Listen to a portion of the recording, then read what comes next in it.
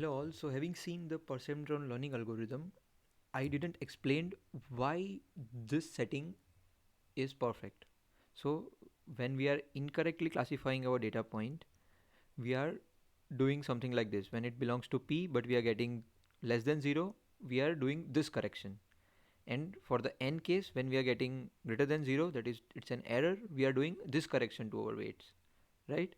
So I didn't explain why this works. So let me just give you the proof.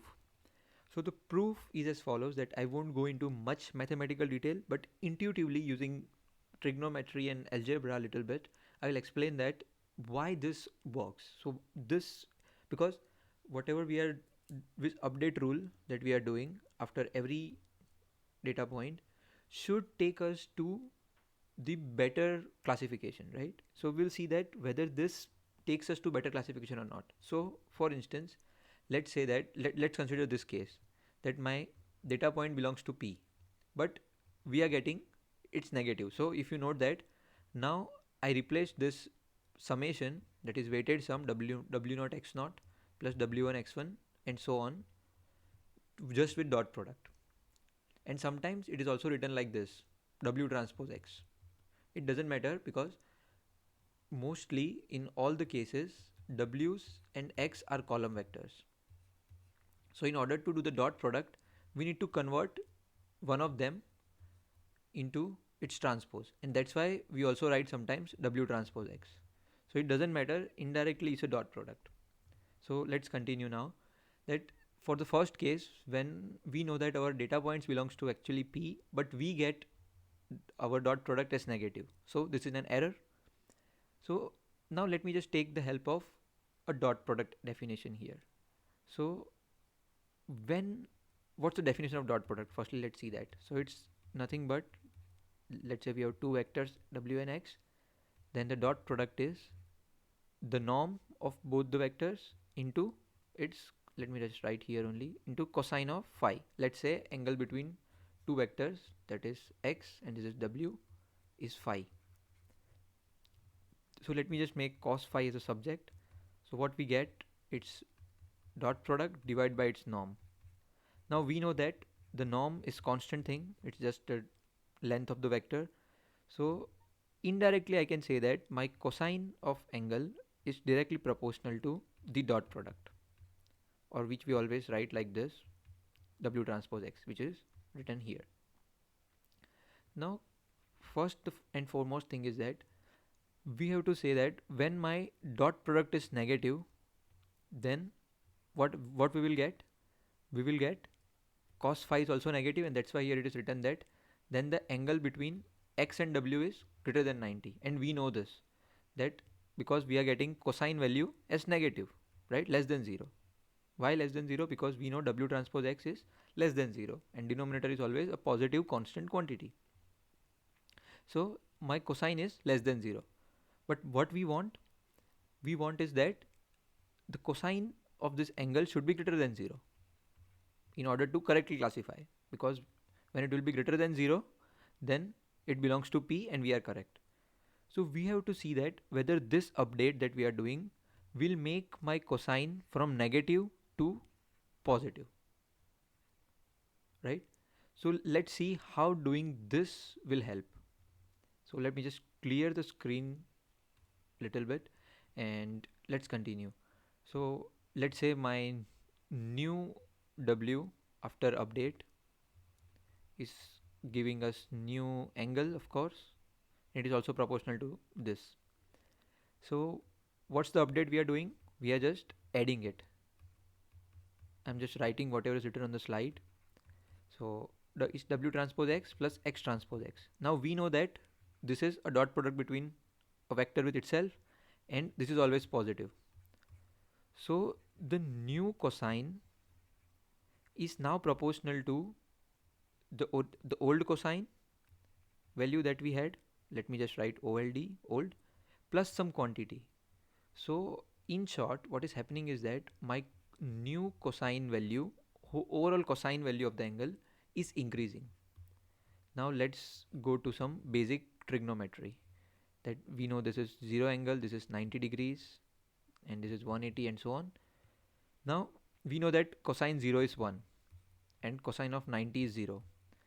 Now, if you will see here, cosine is increasing, and when cosine increases, when we decrease the angle, when we come from 90 degrees to 0 degrees, our cosine increases from 0 value to 1 value. So it means that mm, when my cosine value increases, my angle, that is this angle, is decreasing, right? And since we are decreasing our angle, what does this mean? So it's not like we corrected it, but this is in the direction of correctness. That when my new angle will decrease, then what will happen eventually is that what we need that angle to be less than 90 degrees, right? So when it's not guaranteed that it will, when we decrease once, it will be less than 90 degrees, but we are in the right direction. You know what I mean? Just ponder this thing again and watch the video again at this point, because for positive point we want this quantity to be greater than 0 for correct classification. But since we are getting less than 0, what we are doing, we are doing this update, and here we are investigating whether this update is making sense or not. That is, this update is doing something towards improvement or not in our classification algorithm, and this is doing. And the same argument we can make for the negative case, in which our new cosine will decrease, and so my angle will increase, right? So I want you to just take the pen and paper and do this in your brain, or just write everything what I did for this x belongs to p case, for this x belongs to n case. Then you will get a more intuitive feeling. So this is just an intuitive proof using little bit of linear algebra and trigonometry, but there is a very detailed and rigorous proof, and I have given this link here, and I will drop the a link in the description as well, so you can check it from this University of Columbia. But what it says is that this is a rigorous proof. If you are interested, you can go through it. But in general, what it says is that, let's say we have two sets of points in an two sets in an n-dimensional space. Then these two sets are absolutely linearly separable. Absolute means that we are not having equal to sign anywhere. So if you will notice, we don't have equal to sign anywhere. Then these sets are these points in an n-dimensional space are linearly separable when there exist n plus 1 real numbers, that is w0 up till wn, such that for every point that belongs to p satisfies positive, and for every point that belongs to, here is also x1 x2 up till xn, it's just a typing mistake, and satisfies negative. So n belongs to negative, p belongs to positive, then we can say that these two are linearly separable in an nth dimensional space. And what's the argument or the proposition of this proof is that if these sets are finite and are linearly separable, the perceptron learning algorithm will converge in finite number of steps, and that we already saw. And here is a rigorous proof of it. Those who are interested, you can go through it, right? So this is the rigorous proof that in finite number of steps, if our data is absolutely separable, then what we will get is that our algorithm will always converge. Because some of you might argue that we are going through all the points randomly, so it's like it may be it might be possible that it just toggle around, but it's not like that. It will converge, and this is the proof. And that's why the drawback is that the data needs to be linearly separable, or else perceptron will not work. And this was the question that I already said, that what about nonlinear functions? So perceptron can't do that. We'll see. Our next target is the same, that how we'll introduce nonlinearity, maybe using more than one perceptrons in a sequence, one after the other, like a neural network. So this is the basic building block. Now we are building from one particular MP neuron and perceptron. Now we are having a block of perceptrons that will build a network, and that's why it's called neural network. So we'll proceed step by step. So I hope you got what I said right now, and I hope you got the intuitive proof. I'll drop down the link in the description. So stay tuned and keep learning. Thank you.